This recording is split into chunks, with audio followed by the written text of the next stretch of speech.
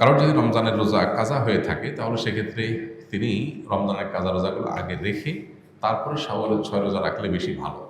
কারণ যে হাদিসে শাওয়ালের 6 রোজার ফজিলত রয়েছে সেখানে রমজানের রোজাগুলোর ব্যাপারে বলা হয়েছে।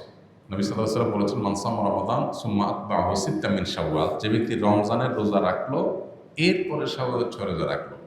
এই হাদিসে বোঝা যাচ্ছে রমজানের রোজা রেখে তারপরে রাখতে বলা হয়েছে। এখন রমজান রোজা দিয়ে আপনার গ্যাপ থাকে কয়েকটা, মিস থাকে কয়েকটা, এগুলো রেখে তারপর আপনি শাওয়ালের রোজা রাখলে এটা সবচেয়ে সেফ এবং সবচেয়ে ঝামেলামুক্ত।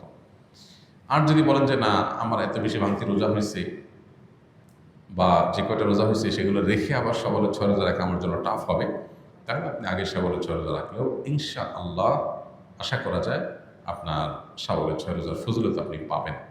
এটা অধিকতর বিশুদ্ধ যে আপনি ফজিলত পাবেন, কিন্তু নিরাপদ এবং উত্তম হয় আগে ফরজগুলো রেখে তারপর শাওয়ালের 6 রোজা রাখা।